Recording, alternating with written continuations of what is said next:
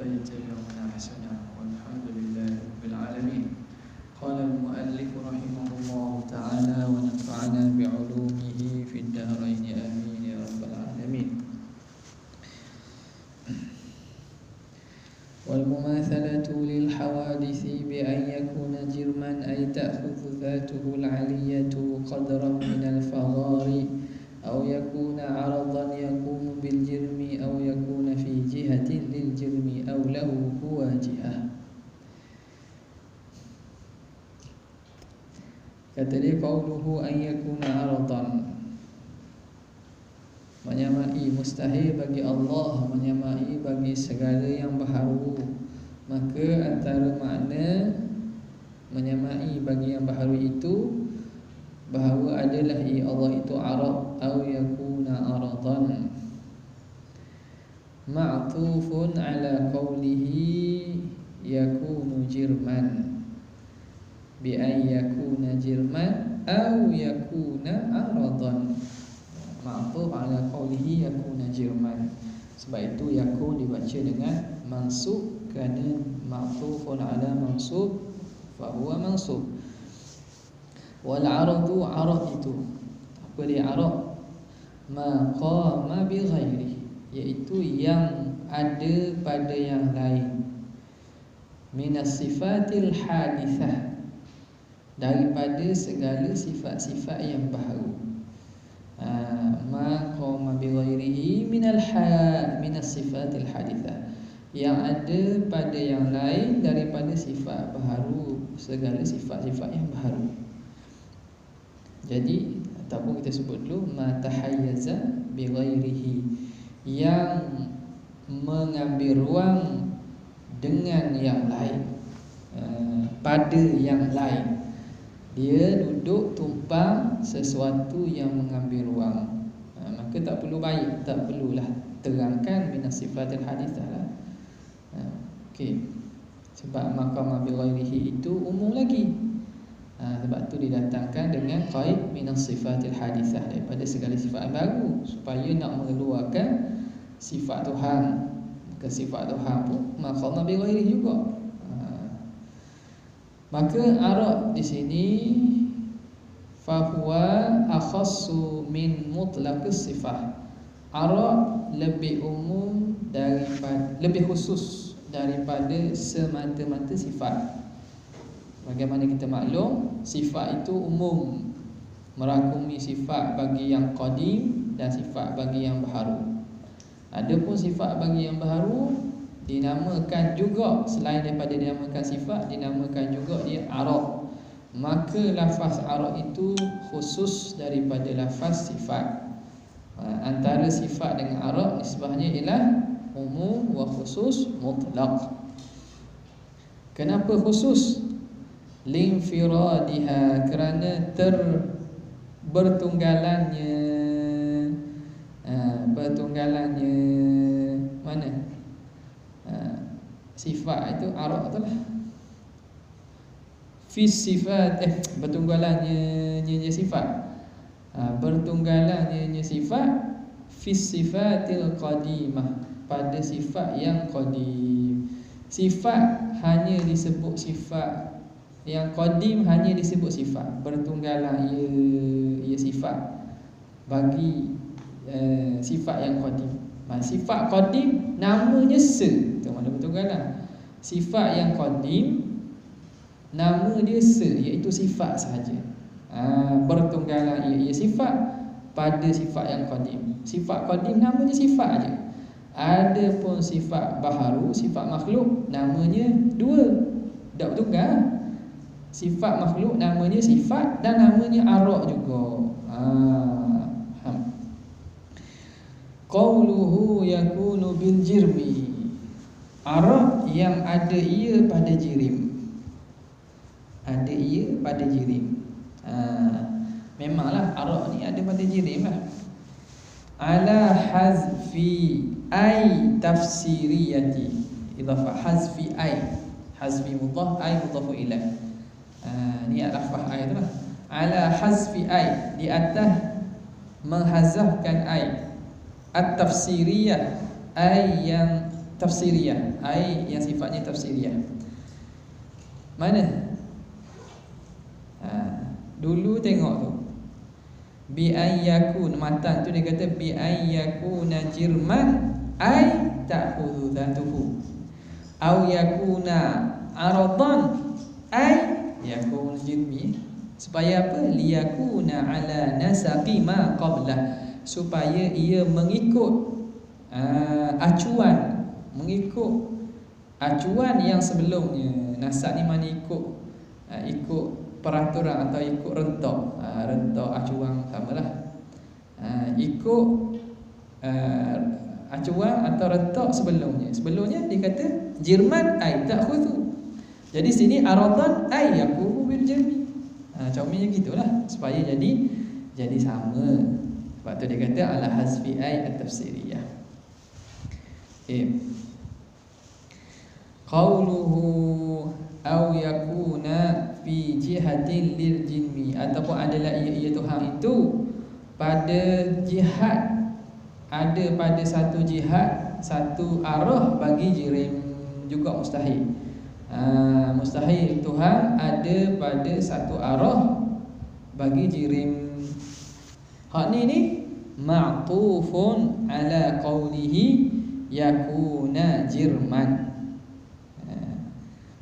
Maktuf pada hak mula-mula tu, bi an yakuna jirman, maktuf situ.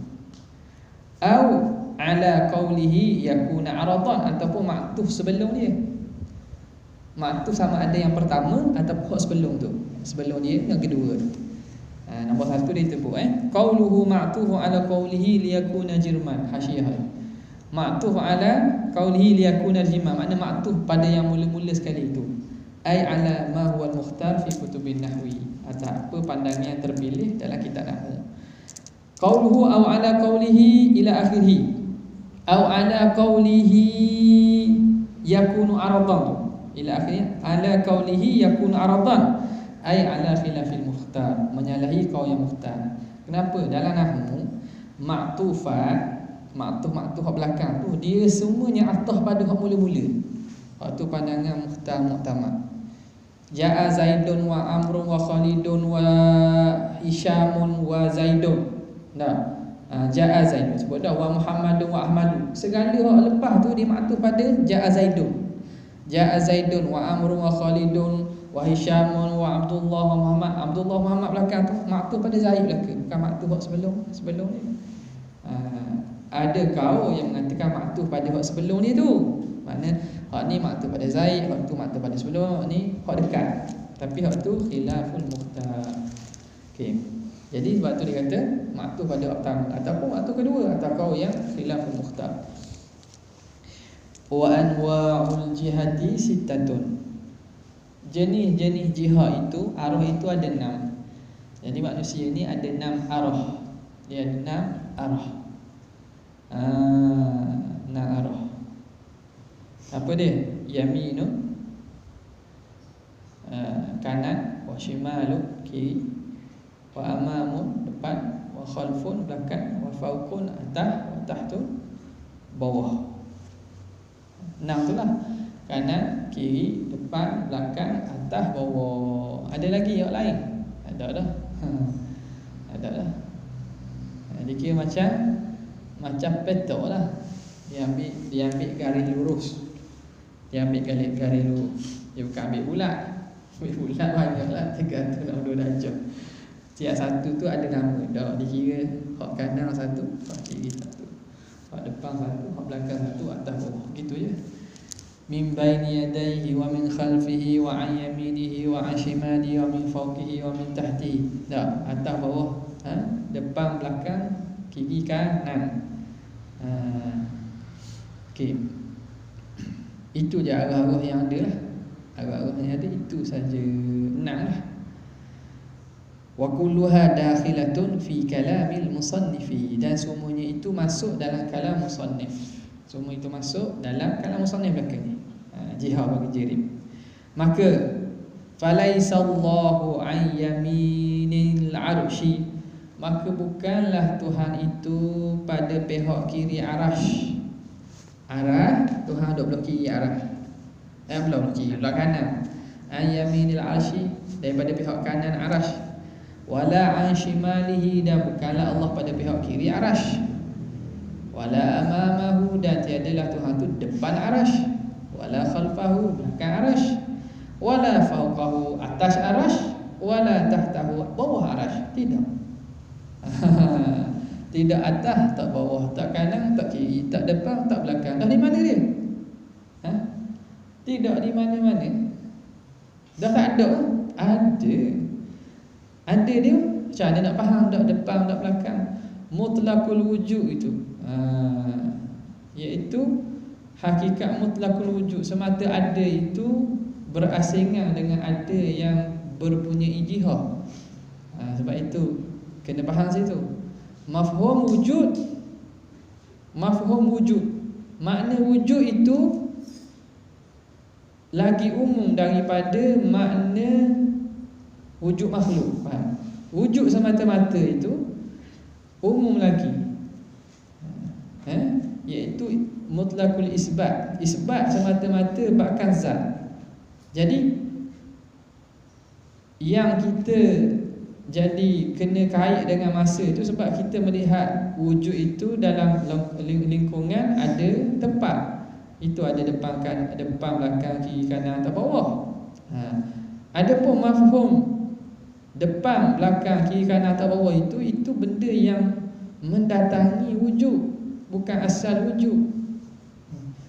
Jadi kalau payah untuk ini, maka payahlah untuk memahamkan bahawa Tuhan tu boleh ada tanpa ada tempat.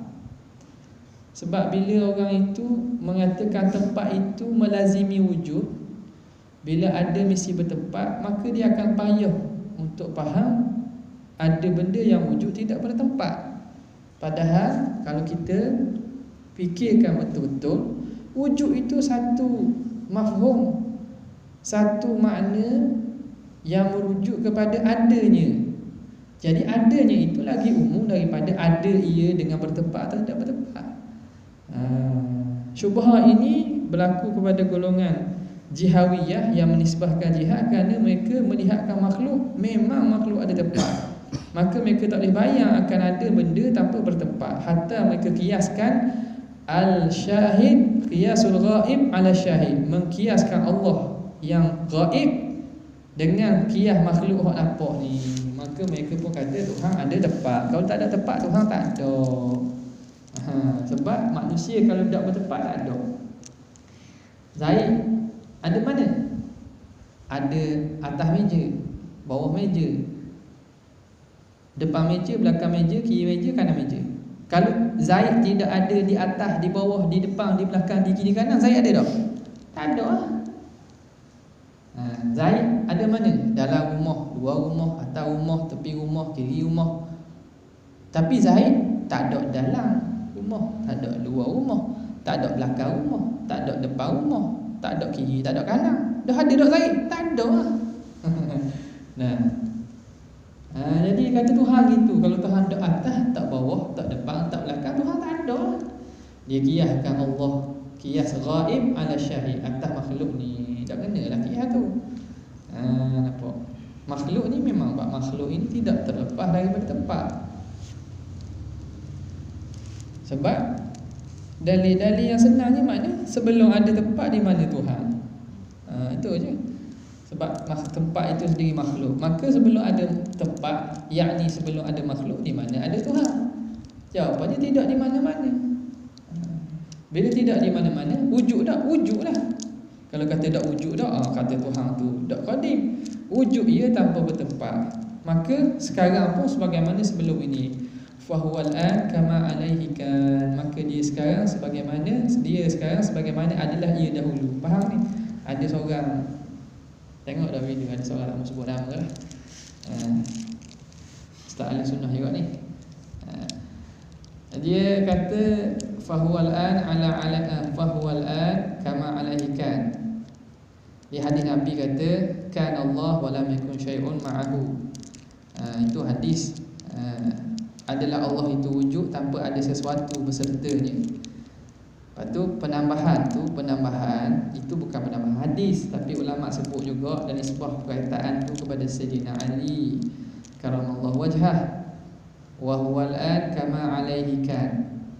Ada Allah apa? Ada sesuatu dengannya. Sekejap. Ni cakap dah. Orang Syekh. Hello, Assalamualaikum. Ya, syarat lah. Jadi kat mana ni?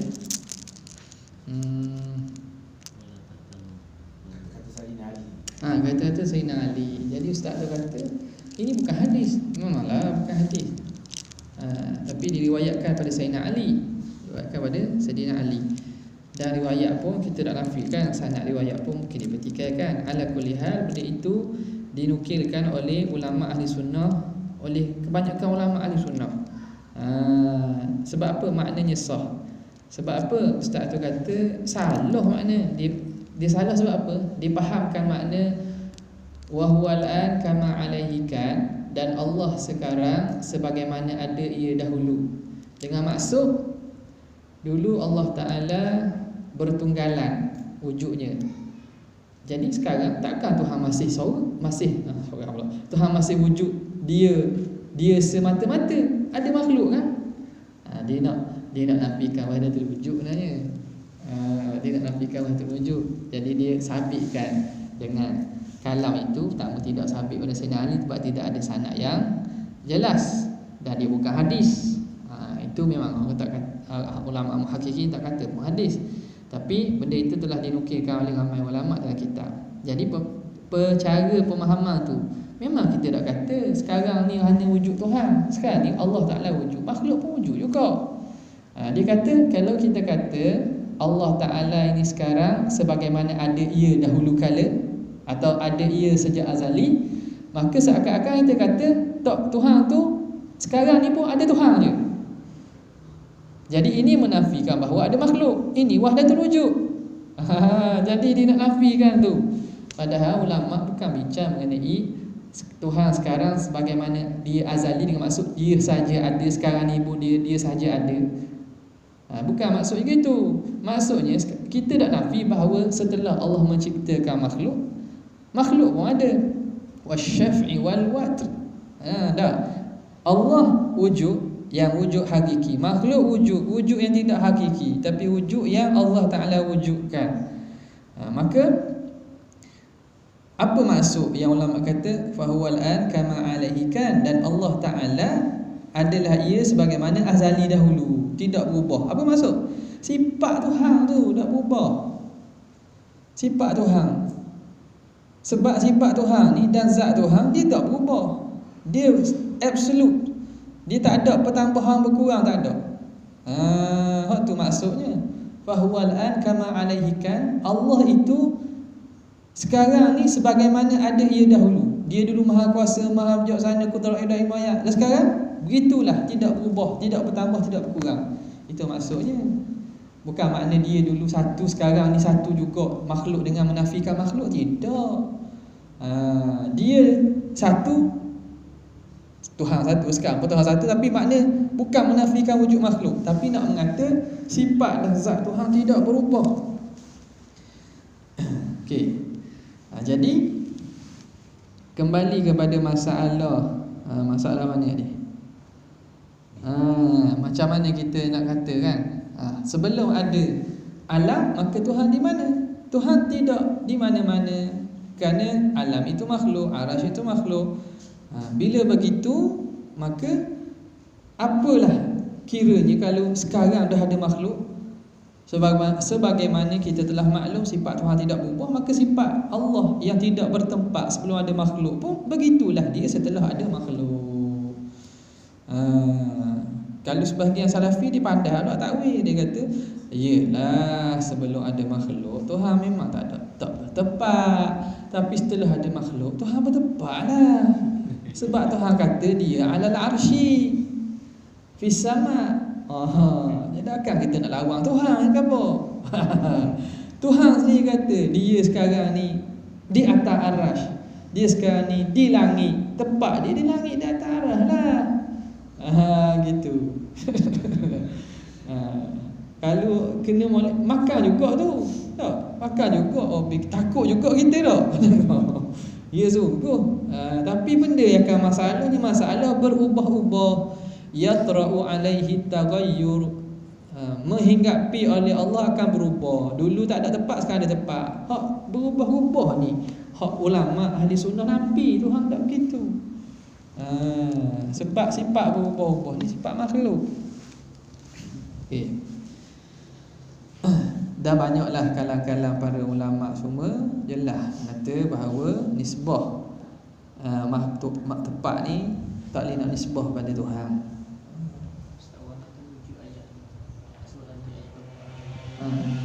Mana? Benda surah Hadiat ayat 4. Dijawab lalu ayat tu dijawab lalu. Wa huwa ma'akum nama kedua tak situ. Ayat 3 4 juga.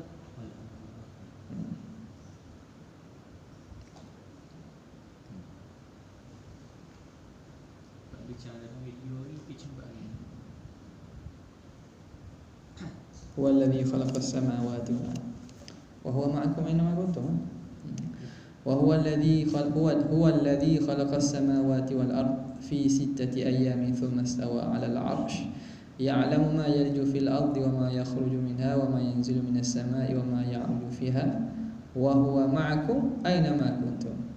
Wallahu bima ta'maluna basir. Dan dia bersama kamu di mana kamu berada. Lepas tu tak jadi tanakub pada ayat istiwa alal arsh dengan ayat tu. kalau gini tak nampak aja ni. Kalau kita kata atas arah, ayat ni kata bersama kita. Hak mana se? Atas arah ke dengan kita? Mana se? Atas arah ke dengan kita? Kalau duduk sana, duduk sini. Kalau duduk sana, duduk sini. Jadi akhirnya terpaksalah kita sama ada pegang duduk atas arah, tolak ayat ni, atau pegang hak ni, tolak atas arah. Boleh gitu? Mana boleh. Jadi fahaman bertempat dia di atas arash atau bersama kita tu tak betul lah. Sebagaimana wa huwa ma'akum aina ma kuntum, sepakat ulama mentafsirkan ma'iyah tu al-ilm. Ma'iyah tu wa huwa ma'akum. Ma'iyah di situ ma'iyah al-ilm, bukan berserta. Hatta Wahabi pun takwil ayat ni. Sebab apa? Kalau tak takwil, ia akan berlaku tanakub dalam ayat Quran. Terpaksa dia tolak satu ayat, pegang seayat. Jadi bukan nak tolak ayat Quran. Jadi dia pun takwil ayat ni. Habis pun takwil.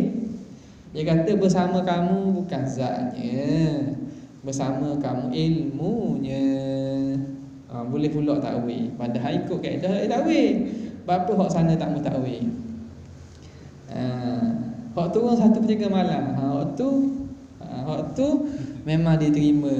Maknanya Tuhan di atas arash 1/3 malam turun.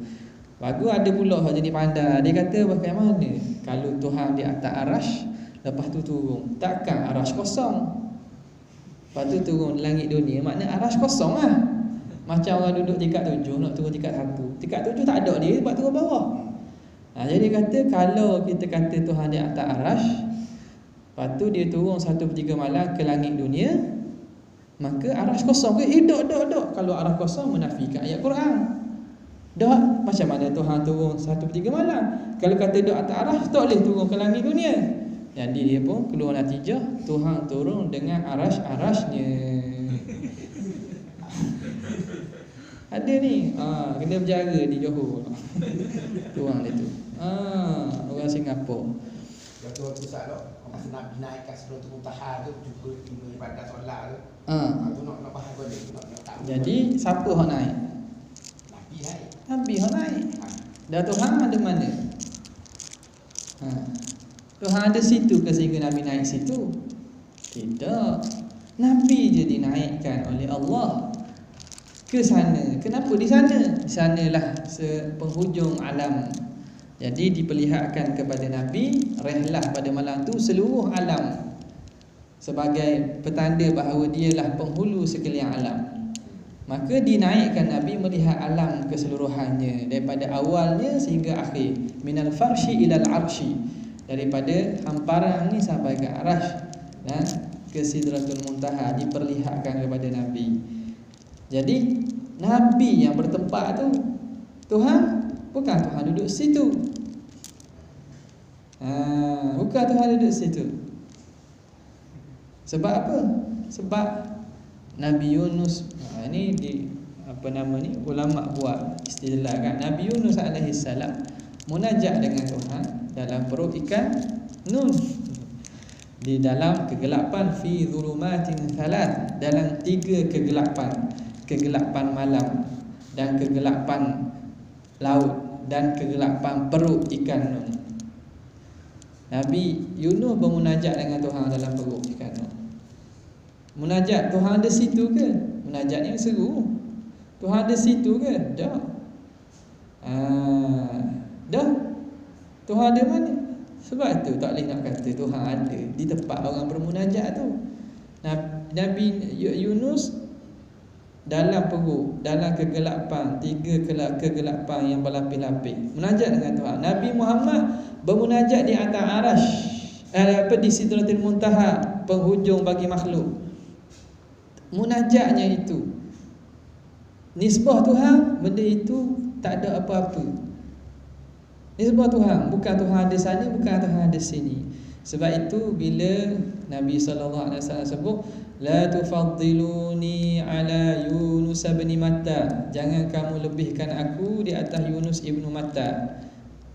Isyarat nak menyebutkan bahawa nak takut sahabat faham Nabi Muhammad ni, dia ni munajat dengan Tuhan atas langit. Nabi Yunus dasar laut.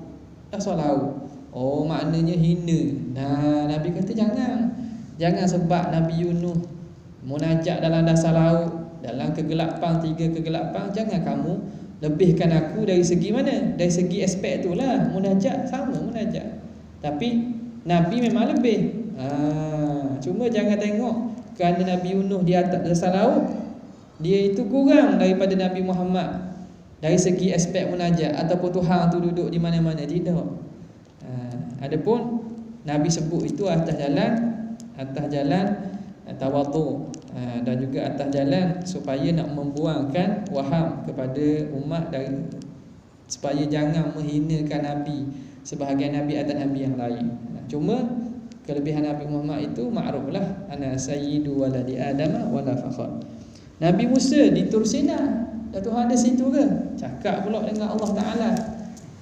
Jadi mana? Berubah-ubah tu sifat makhluk. Jadi pendek katanya, kalau orang yang mengisbatkan Tuhan ni bertempat, dia akan lekat. Setelah kita lekat juga bila temu dengan ayat-ayat tertentu, lekat dalam lagi. Sama ada dia terpaksa telang balik. Dia kata jangan takwil, dia takwil juga. Dia terpaksa telang balik hak dia kata. Ataupun akhirnya tak lihat benda, Allah Alam, ataupun keluar natijah baru, turun dengan arash. Itu lagi pelik. Keluar dengan benda hak lagi pelik. Jadi pendek kata, ikutlah ulama buat. Bila kita ikut perjalanan, senang. Maknanya kita muamalat dengan nas tu sama je. Takkan berlaku tanakub. Okey. Falyahdhar kullal hadri,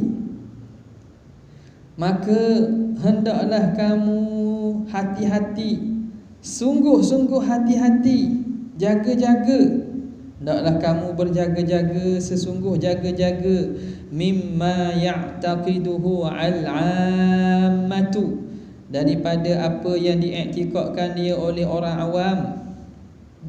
Ammah orang awam Jaga-jaga daripada apa yang diiktikadkan oleh orang awam, min anna Allah Ta'ala fawqal alam, bahawa Tuhan itu atas alam ni.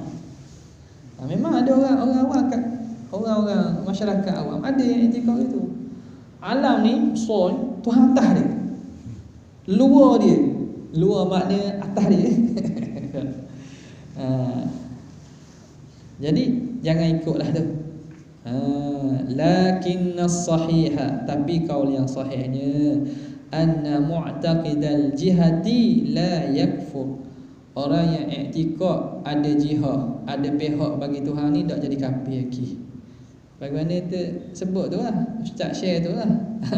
Ataupun dah ada komen-komen, tak tahu lah. Komen tu yang bawa pandangan kata, yang kata Tuhan tu ada jismiyah tau. Itu isu jismiyah dengan jihad. Jismiyah lawazimnya jihad khusus lagi pada jismiyah. Jadi ataupun nak kata khusus pun tak mesti ke. Benda biasalah dia kata benda biasa. Sebab ada boleh jadi ada yang tidak jisim tapi dia berjihad. Maknanya isu jismiyah dengan isu jihad. Isu jismiyah tu kita pandangan yang sahih kata dia tidak kafir lagi kecuali tashbih. Cuma ada orang bawa pandangan-pandangan tu, pandangan-pandangan lain yang kata kafir. Kita tak nafikan sebab sini pun dia datang dengan sirah wasahih kan. Maknanya ada muqabil sahihnya. Kalau dhaif, dah ulama besar Syafi'i, Imam Ahmad dan seumpamanya sebut dah. Betul lah sebut tu, tapi apabila di ulama mengkaji balik, menilai balik, maka adakah maksud ataupun kehendak mengkafirkan tu, apa maksud mereka? Boleh jadi hak kafir pada zaman tu dia kata tu merujuk kepada musyabbihah, mujassimah, hak menyatakan ada tashbih, serupa-serupa dengan makhluk. Itu andaian lah, andaian. Jadi dalam pemilihan aqwal, qaul-qaul ni, kan itu kita ambil pandangan yang ulama-ulama yang muhakkikin, seperti Imam Bajuri dan seumpamanya, Imam Sanusi dan seumpamanya. Mereka ni dah tahu pandangan tu, tapi mereka di sisi adillah yang qat'iyah dan juga setelah dinilaikan dalil-dalil, tak bolehlah kita nak kata kafir sebab ada syubhah lagi. Selagi mana syubhah tu ada, tak boleh nak ijtihad kafir. Sebab boleh tanya pun kata Tuhan tu ada tempat contohnya, ataupun Tuhan tu jisim macam makhluk ke tak? Meledak tu. Meledak tu nak kata kafir. Tidak macam makhluk. Bukan boleh kata, tak boleh kata. Kena faham. Kata tetap tak boleh. Faham? Kena faham molek ni. Tapi kalau orang kata itu tak kafir aje. Nak takut orang faham, orang dia kata faham, kita kata boleh. Tak boleh juga. Boleh juga. Tak boleh tetap tak boleh, tapi yang kata gitu kafir ke tak? Isunya gitu je. Salah tetap salah, berdosa tak berdosa, dosa besar gitu. Tapi boleh kata kafir ke tak? Jadi kau muktamadnya tak lah. Tapi tak boleh kata pun jangan main, dia ni hak khilaf. Jangan senang lah. Okay, sama juga dalam masalah ni. Kau yang sahihnya, orang yang i'tiqad jihad, Tuhan duduk atas, Tuhan duduk atas. Atas mana? Ada tempat lah. Tak jadi kafir. Kama qalahu Ibn Abdissalam, seperti berkata Ibn Abdissalam, Syekh Izzuddin Abdussalam, Sultanul Ulama. Jadi dia ulama muhakkikin ni. Nampak tak? Dah hak lain tak muhakkikin sebelum padanya. Dah bukan masalahnya. Kadang-kadang kena berhati lagi. Boleh jadi hak zaman tu macam Qadariyah zaman awal, Al-Qadariyatul Ula. Hak tu nama hukum kafir. Sebab waktu memang menafikan Tuhan tu ada ilmu hak tafsili. Nampak tak? Menafikan Tuhan ada ilmu tafsili. Itu Qadariyah al-ula. Adapun Qadariyah hak kediang-kediang ni tak sampai tahap tu, maka tidak dihukum kafir, tapi kufur dihukum sebagai mubtadi', ahli bid'ah, dosa besar. Maka dalam masalah ni samalah hukumnya. Jadi kalau berdebat dengan Wahabi ataupun orang yang i'tiqad Tuhan tu berjihad, akhirnya kalau dia kerahkan kalau ikutnya benda gini, dalil akidah ni kuat. Dalil akidah ni kuat. Mana dia boleh iqna' dengan semata-mata kita datangkan dalil. Kalau dia berfikir secara waras dan dia terbuka hati. Tapi kalau ikrahkan nak kata Tuhan duduk atas juga, tak kufur lah dia. tak kufur lah. Jangan kata duduk atas sama dengan macam makhluk. Gitu. Itu Ibn Abdul Salam. Wa qayyadahu an-Nawawi bi an yakuna minal 'ammah. Dan mengkaitkannya oleh Imam Nawawi bahawa dia itu di kalangan orang awam. Kalau orang awam cakap gini tak apa. Orang hendak mengaji akidah bukan orang alim. Orang awam cakap apa? Sebab apa? Dia dak teliti. Orang awam ni nak mengaji akidah lebih-lebih, nak faham istidlal, dia tak faham. Bagi dia mesti ada tepat. Sebab itu Nawawi kata kalau orang awam tak apa. Tapi kalau orang alim, dia tahu istidlal, tahu ni i'tikad gitu kok. Ni katanya kufur lah. Ni kata Imam Nawawi rahimahullah taala. Jadi hak syadid sangat dalam bab ni ahbahlah. Ahbahlah. Malah hak nukilan kata tu siapa? Hak tulis tu. Hak Arab tu tulis. Tak jumpa dah. Tapi ulama kemudian je sebab dia nukil, tak tahu siapa. Kalau tahu dia kenal, ni tahu ni Ahbah ke siapa. Tapi hak yang nukil tu adalah perkataan tu. Cuma hak tulis sepenuhnya tu. Kalam awal tu daripada siapa? Hak mukadimah yang mengatakan telah sepakat, mengatakan begini-ini tu siapa? Dia sama je. Kalau belah Wahabi dia kata ittafaqa as-salafu ajma'a. Belah buat ni pula hak jenis syadid nak lawan Wahabi ni atau buat ahbah ni dia kata terajma'at al-ummah. Ijma' main-main ni ijma' tu. Ada kalau nukil ijma' tapi bila ada kaul lain, maknanya ijma' ni kita kena kata dak ijma' lah. Macam gini. Kita dah nafi ada kalam-kalam ulama dulu yang kata ajma'. Tapi bila dah habis ada kaul yang sebaliknya di kalangan ulama yang hakiki juga, maka nak dakwa ijma' tu berat juga. Sebab apa kesannya? Kita mengkafirkan orang, menghalalkan darah, mendegi, haram nikah kahwin, haram sembelihan, tak boleh jadi imam. Jadi berat lah. Jadi Imam Syari kata kita akidah dia la kaffiru ahadan min ahli al-qiblah. Dia tidak akan kafirkan seseorang pun daripada ahli qiblah illa bi kufrin bawah, kecuali dengan kufur yang jelas. Itu hak pegangan Asy'ariyah betul ni.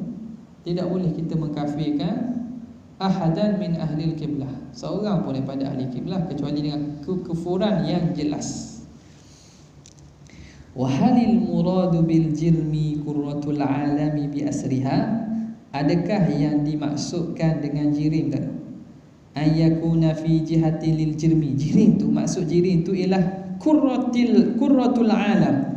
Qurra ni bola alam, globe, bola alam keseluruhannya, makna alam keseluruhannya itu. Au ayu jirmin kana, ataupun mana-mana jirim. Dia kata mustahil Tuhan itu ada jihah bagi jirim. Maknanya kalau kita anggap bola alam ni dalam bentuk bulatan, bukan bumi saja. Sebab antara lepas apa kata bentuk alam ni dia membesar. Kita bumi besar, alam bulat sehingga bulat paling besar meliputi 7 lapis langit. 7 lapis langit. Jadi kira macam bulat lah. Alam ni bulat. Tuhan duduk atas, bawah, kiri, kanan, depan, belakang alam tu ke? Ataupun jirim di sini maksud alam keseluruhannya, ataupun mana-mana jirim. Tak kira lah duduk dalam jirim ni ke, luar ke, ni ke, tak kira. Adakah jirim ni alam keseluruhannya ataupun mana-mana jirim?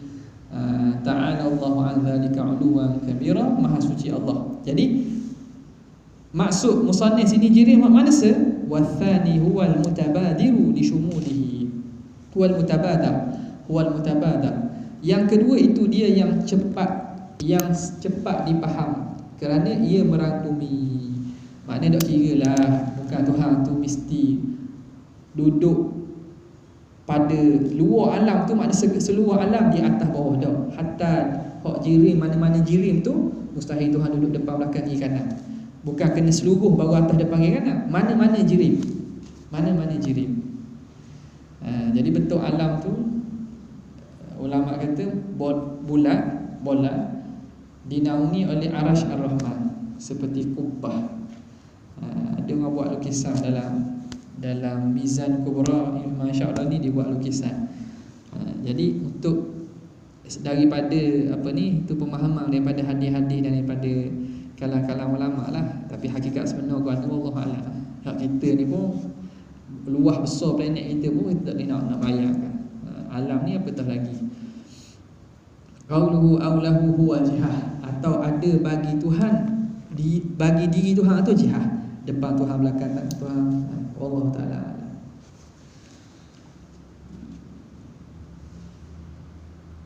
Okey.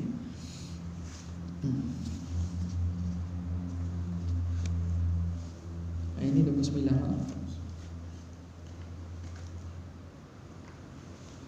Sekarang Tuhan turun kata ketiga malam Ustaz. Tak tahu dia boleh tak? rahmat dia. Rahmat dia. Rahmat dia, keampunan dia, tajalli.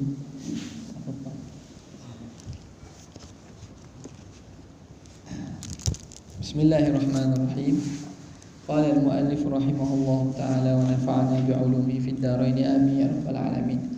Was-sujudu wat-tasi'u, tapi wat-tasi'u as-sujudu, yang ke-9 ialah sujud. Wa aqalluhu mubasharatu ba'di jabhatihi musallahu, sekurang-kurang sujud bahawa menyentuh sebahagian dahinya akan tempat sembahyangnya. Bi alla yakuna 'alaiha hailun fa'il yakun, bahawa tiada di atasnya, di atas jabhah itu oleh penghalang.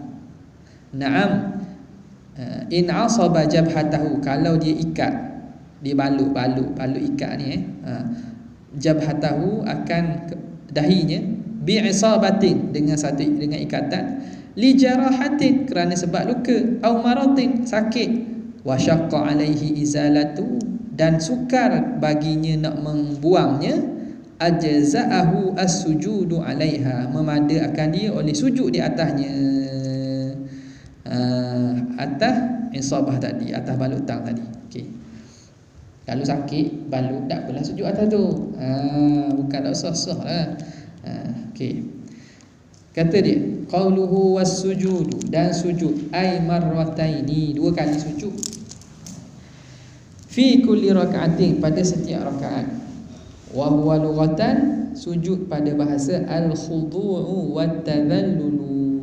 Khudu', rendah diri, tadhallul, menghina. Khudu', rendah hati. Tak. Tadhallul, menghina diri. Wa syar'an, pada syarak, pada syaraknya, istilah syaraknya, ma dzakarahu syarihu, iaitu apa yang disebut oleh syarih. Okey, iaitu meletakkan sebahagian dahi pada tempat sembahyang itulah. Okey, kenapa sujud 2 kali? Rokok sekali. Tak. Saya rakaat qiyam pun sekali, tidak kira lah. Apa sujud 2 kali? Wal hikmatu fi ta'addudihi duna baqil arkani, dan hikmat pada berbilangnya sujud, tidak pada rukun-rukun lain. Anna adama sajada, bahawa Nabi Adam dia sujud, lamma ukhbira, tatkala diberitahu, bi anna Allah taba alaihi, tatkala diberitahu bahawa Allah Ta'ala tak beri terima taubatnya. Dia sujud, kan dia turun ke bumi kan. Turun ke bumi kan dia sujud, dah angkat kepala sehingga Tuhan terima taubat. Bila diberitahu bahawa Allah Ta'ala terima taubatnya, dia pun sujud. Dia sujud. Taba, bila dia tahu Allah Ta'ala terima taubat dia menyesal dan bertaubat, minta Allah Ta'ala. Bila tahu Allah Ta'ala terima taubat dia sujud. Taba alaihi, bi anna Allah taba alaihi, maka fahina rafa'a ra'sahu, ketika dia angkat kepala, ra'a qubula taubatihi, dia pun melihat terima taubatnya itu, maktuban, tertulis, ala babil jannah, di atas pintu syurga. Fasajada lillahi thaniyan, maka dia sujud kali kedua, syukran lillahi alal ijabah, kerana bersyukur bagi Tuhan atas terimanya taubat dia. Jadi kali pertama sujud dah untuk taubat, untuk bertaubat. Dia angkat kepala, nampak Allah Ta'ala terima taubat dia. Terima taubat dia, dia tertulis nama dia atas pintu syurga. Pada pintu syurga Adam ni yang membuka pintu taubat, maka dia sujud kali kedua kerana bersyukur Tuhan terima taubat dia. Itu salah satu hikmah lah. Salah satu hikmah. Hikmah ni bukan datang daripada hadis ni. Ini ulama kadang ambil daripada kisah-kisah ataupun mungkin daripada sebahagian daripada ilham yang Allah Ta'ala berikan.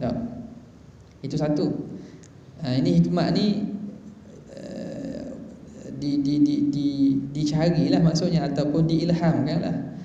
Kalau tidak datang dengan nas, maka banyaknya datang dengan cara ilham atau Allah Ta'ala beri buka. Yang kedua, au karrara raghman. Tak. Kaf ra ada segi ra. Kedua berapa kali ra? Dua kali ya. Karrara ghamman gitu tak? Ke raghman?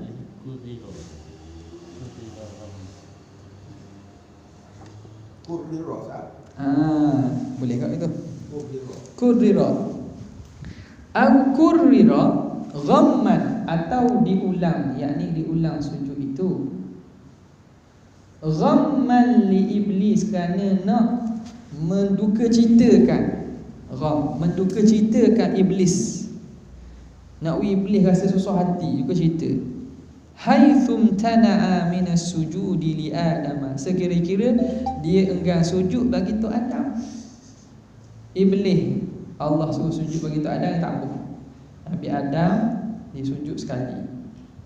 Dan sujud kali kedua pula. Nak pergi kata nak apa ni? Nak menganjing lah ke Iblis. Nak Iblis ni rasa sedih lagi. Mu malah sujud, aku sujud 2 kali. 2 kali aku sujud. Intaha Syekh Al-Bijirmi. Okey. Jadi hikmat, antara hikmatnya begitulah.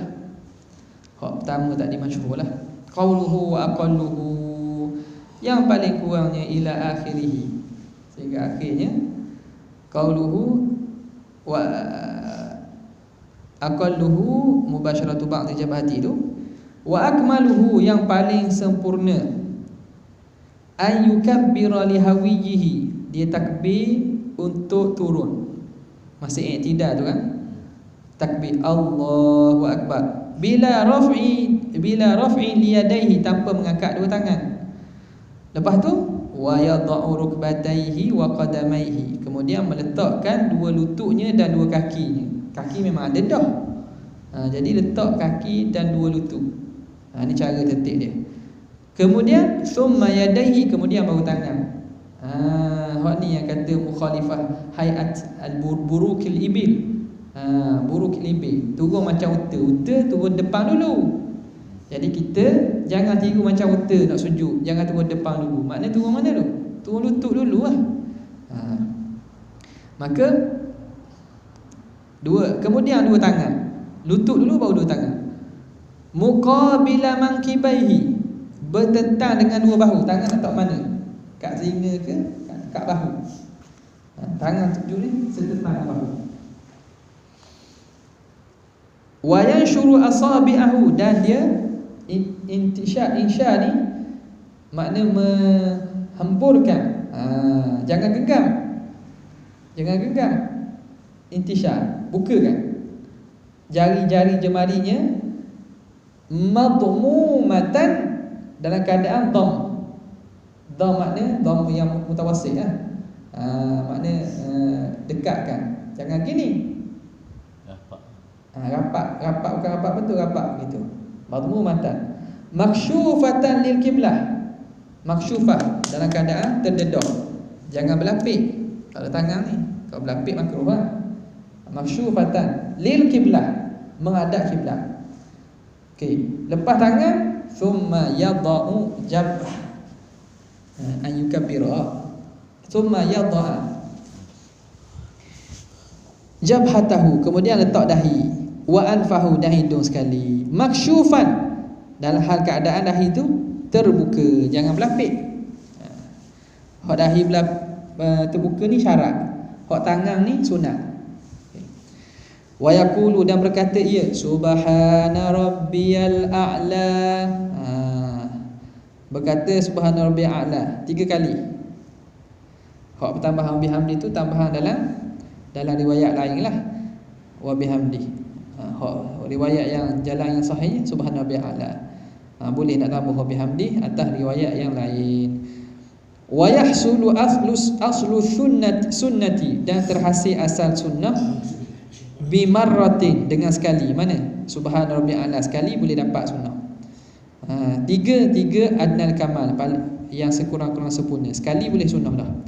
Wa yazidul munfaridu wa imamu man marra, dan menambah oleh orang sembahyang seorang dan juga imam bagi yang telah dahulu. Mana imam bagi makmum yang terhad, dia sunat tambah lagi, Allahumma laka sajadtu wa bika amantu, ya Allah, kepada engkau aku sujud, dengan engkau aku beriman, wa laka aslamtu, kepada engkau aku serahkan diri, sajada wajhi, sujud mukaku, lilladzi khalaqahu, bagi yang menciptakannya, wa sawwarahu, dan merupakannya, wa syaqqa sam'ahu, dan membelah pendengarannya, wa basarahu, dan pelihatannya, tabarakallahu ahsanul khaliqin, maha berkat Allah, maha mulia Allah, sebaik-baik yang mencipta. Itu tambahan lah tu sunat.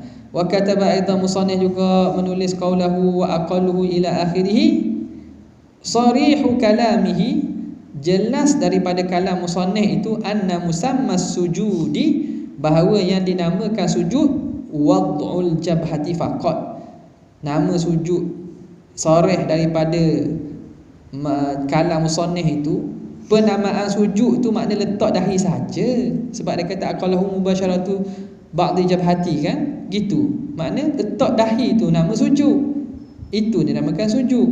Wal baqiyatu syurutun lahu, yang baki itu syarat bagi sujud, bukan diri sujud tak dahi, hak lain tu syarat. Waqila, katakan musamma sujud al-jami'u, yang dinamakan sujud itu seluruh, makna dahi, tangan, kaki semua kira sujud. Dia khilaf lah. Jadi zahirnya hak namakan sujud dahi aja, hak lain tu syarat pun mesti kena buat lah. Intaha dalam daripada hasyiah Syekh Al-Hafni, wallahu taala a'lam. Sallallahu alaihi wa sallam.